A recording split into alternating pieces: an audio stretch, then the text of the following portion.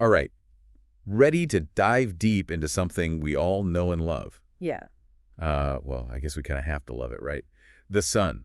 Yeah, I guess so. But we're not talking about, sunscreen or anything like that today. No. We're going There's so deeper, much deeper out. exploring the sun's connection to source consciousness. Exactly. And get this, its potential to actually help us manifest. It's a fascinating perspective shift for sure. It really is. Thinking of the sun as something that can impact our personal power, our intuition, even our ability to make our dreams a reality.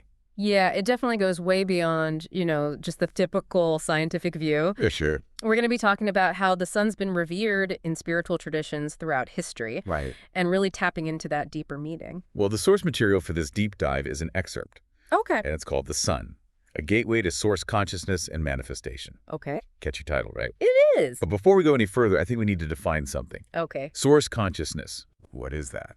So think of source consciousness as like the ultimate creative force in the universe, the wellspring of everything. Okay. Some describe it as a universal energy field. Some describe it as pure being.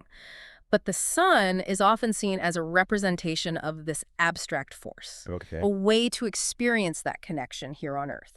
So the sun isn't source consciousness itself. Right. It's more like a way to access it. Yeah. A portal, a lens. Exactly. The sun's energy, it gives life, right? And that mirrors the creative power of source consciousness. So when we connect with the sun's energy, we're aligning ourselves with that universal flow. Okay, I'm starting to get it. So it's like tuning into a radio station. Right. But how does this tie into manifestation? Right. Do we just sunbathe and hope for the best? Well, there's a theory that the sun's high vibrational energy, it can actually make our intentions stronger and help us manifest. Really? It's about aligning our own energy, our frequency with that of the sun, and therefore with source consciousness. I know some people are going to be skeptical about this. Is there proof, or is it more about faith? It's true. There isn't a ton of scientific research yet. Right. But if you look across spiritual practices from ancient sun rituals to modern energy healing, the sun has always been recognized as a powerful force. I mean, think about it. The sun literally fuels life on Earth.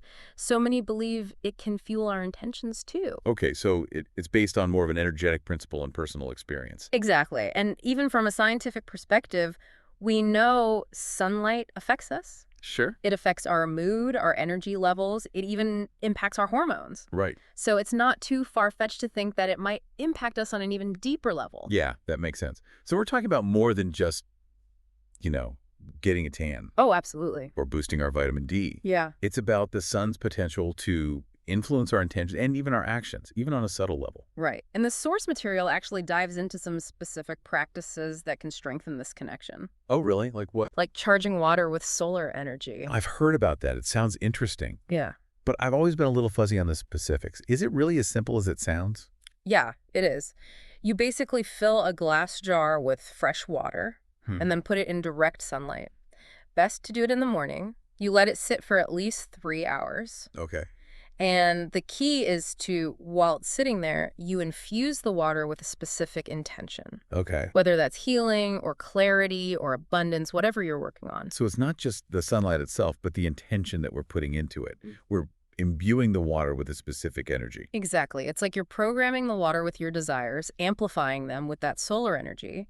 And then when you drink the water, you're bringing that into your body. I know, it seems almost too good to be true. Is it just a placebo effect? Well, belief does play a role in anything, right? Right. But water is known to be able to absorb and hold energy. Think about how water changes based on temperature or pressure. Right, of course. It's not crazy to think that our intentions and the sun's energy could also affect it. Yeah, that's a great point. We really take water for granted. There's so much more to it than meets the eye. Definitely. And the source material talks about how this interplay between the sun's fire and water's receptive nature can be really powerful. So we're not just talking about harnessing the sun's energy directly, but also working with it indirectly through water. Right. And that brings us to another way to tap into the sun's power: sunbathing. Okay, now that's something I can get behind. Who doesn't love a little sunbathing, right? Right. But is there something more to it than just, relaxing and getting some color? Oh, there's definitely more to it. The source material talks about mindful sunbathing, especially in the morning, Okay. as a powerful practice to activate those energy centers in our bodies, our chakras. Okay, hold on. Let's back up for a sec. What are chakras, for people who might not know? Yeah, good point. So, in a lot of spiritual traditions, chakras are thought of as these spinning wheels of energy. They run along your spine, and they're each associated with different aspects of our well-being. Physical, emotional, spiritual, the whole package. So it's like an energy system within us, kind of like a map. Exactly. And the source material focuses on two specific chakras that are connected to the sun. Which ones? The solar plexus, that's all about personal power, willpower, and then the crown chakra. Okay. And that connects us to like higher consciousness, spiritual wisdom, that kind of thing. Okay. So when we sunbathe mindfully, we're potentially activating and energizing those chakras. So it's more than just getting a dose of vitamin D. We're intentionally absorbing the sun's energy to boost our confidence, our clarity, our connection to something bigger than ourselves. Exactly. And the source material mentions a couple of specific rituals we can use to do this. Oh, really? Like what? One of them is spending, say, 5 to 10 minutes in the morning sun and just focus on your breath. Visualize that golden sunlight entering your solar plexus and your crown chakra, Okay. like a little mini meditation, but powered by the sun. I love that. What else? Another simple but powerful practice. Just express gratitude to the sun while you're enjoying its warmth, acknowledging the sun as this source of life and energy, consciously receiving its gifts. I love that. It's such a simple thing, but it's so important It is. to just slow down and appreciate the natural world around us. It is. And, you know, the source material suggests that these simple practices can have a huge impact on us. Yeah. Our energy levels, our mood, even our ability to manifest. It's pretty powerful stuff. This is all so interesting. It makes me wonder about times when the sun isn't shining so bright. Does its spiritual significance change? Yeah. Like, what about sunspots? How do those fit into this? That's a great question. And sunspots and the solar cycle as a whole add another layer to this, Okay. one that I'm excited to get into. Awesome. But before we do that, let's take a second to recap what we've talked about so far. Okay. Sounds good. So we've explored the sun's connection to source consciousness, the idea that its energy can help us manifest our dreams. We talked about charging water with solar energy and using mindful sunbathing to activate our chakras. It's really incredible how much depth there is to something we see every single day. It is. And as we go deeper, we'll find even more layers of meaning and more practical ways to integrate this into our lives. All right, I'm ready. Let's keep going. So you asked about sunspots before the break Right. and the solar cycle. Yeah. And I think that's a perfect place to pick up. Okay. We're talking about the sun's energy helping us to, manifest our desires, right? Yeah. But sunspots are often associated with, like, Solar flares. solar flares, Yeah. disruptions. Right. Which doesn't exactly sound very... Harmonious. Yeah. Or helpful for manifestation. Exactly. So how do those two things go together? Well, it's interesting Yeah. because while solar flares can definitely cause disruption, Yeah. they're also a sign of just how powerful the sun is. Well- And how dynamic it is. And just like the sun goes through these cycles, of activity and then quiet, Yeah. we also experience that In our own lives. in our own lives. Yeah. Ebbs and flows, periods of growth, Right. and periods of integration.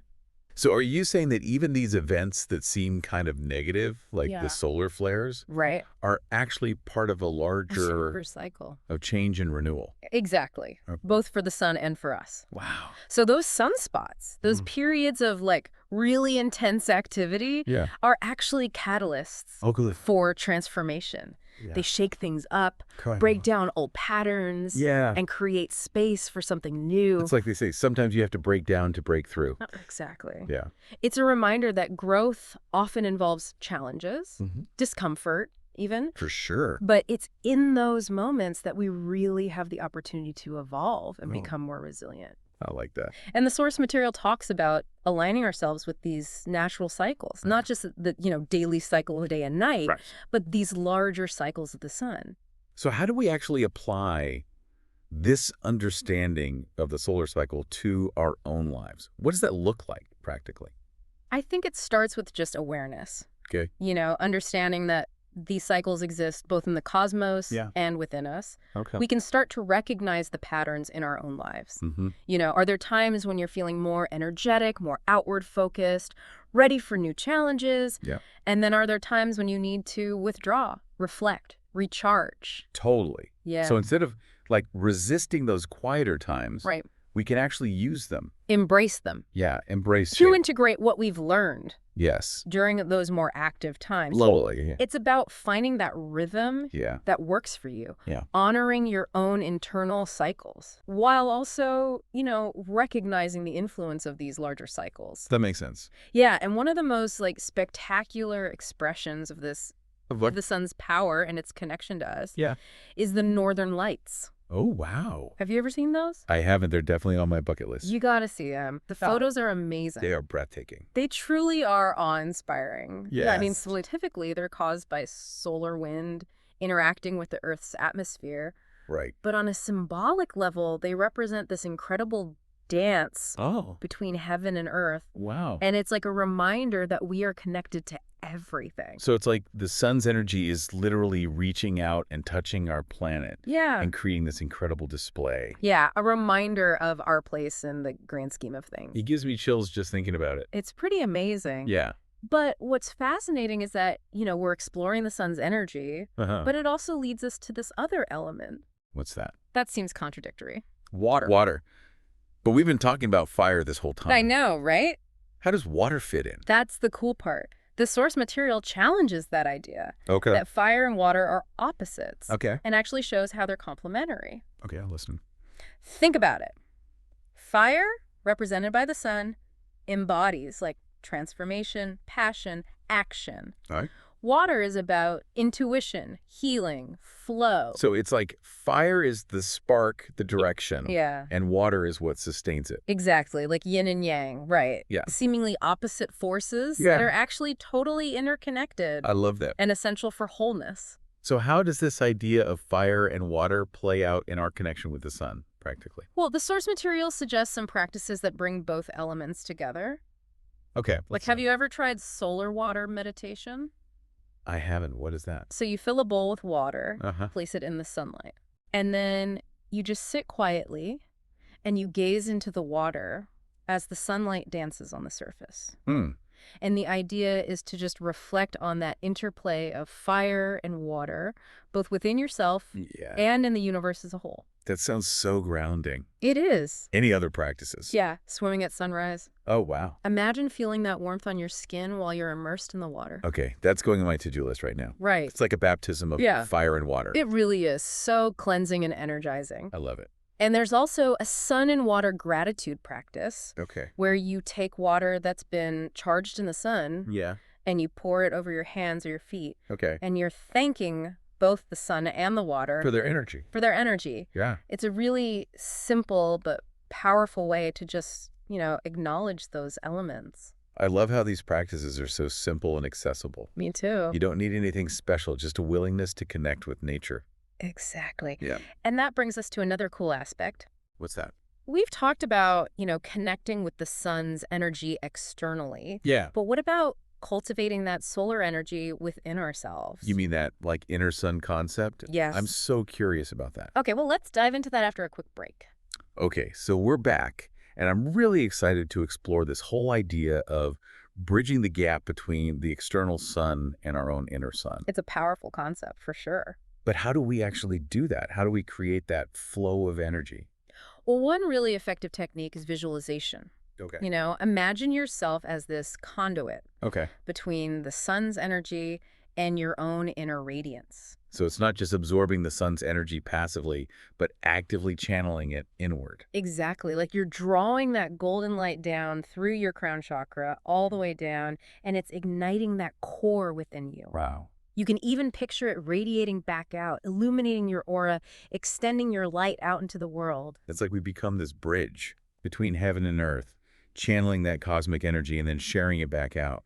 That's beautiful. I love that imagery. And it's not just visualization, We can use physical movement, too. Oh, I'm all about embodiment. Me too. Things like breath work can also enhance that flow. Okay, so how can we use movement and breath to connect with our inner sun? Well, there are a lot of practices, but one that's really effective is sun salutations. Oh, yeah, from yoga? Exactly. Yeah. It's a series of poses that flow with the rhythm of the sun.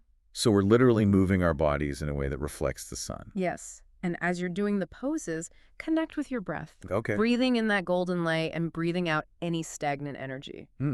I love that. It's a great way to just awaken your body, clear your mind, and ignite that fire within. It's a good reminder that our connection to the sun isn't just like metaphorical or spiritual. Right. It's physical too. Absolutely. We are, after all, part of nature, made of the same stuff as the stars. That's such a key point. It all comes back to that interconnectedness, you know? Yeah. We're not separate from the cosmos. We are the cosmos. It's amazing to think about. It is, and the sun is this constant reminder of that life force that connects us all. This has been such an eye-opening conversation. I feel like I have a totally new perspective on the sun. I'm glad to hear that. But before we wrap up, I'd love to hear your thoughts on what it really means to live a sun-filled life. Ooh, that's a beautiful question. Yeah. I think it's about embracing that radiant energy that we all have within us and letting it guide us Okay. in our thoughts, our actions, everything. So it's about cultivating those qualities we associate with the sun. Yes, warmth, generosity, creativity, joy, Yeah. and then sharing that with everyone around us. Letting our inner sun shine. Exactly, and remembering that even when things are tough, even when those metaphorical sunspots show up in our lives, Yeah. that light is still there. It's always there. Always there, waiting to be rekindled. Maybe those sunspots are not something to fear, but something to learn from. I love that perspective. I think you're right. They're opportunities for growth. They are. They remind us that even in the darkest times, the sun will rise again. Beautiful. And just like the sun brings new life every day, we can choose to do the same. Rise up and meet today. Exactly. Embrace our inner sun and let it guide us. This has been such an inspiring and insightful deep dive. It has. Thank you so much for being here and sharing your wisdom. Thank you for having me. It's been a pleasure. And to everyone listening, remember to look up at the sun, connect with this energy, and nurture that light within yourselves. Yes. Until next time, may your inner sun shine brightly.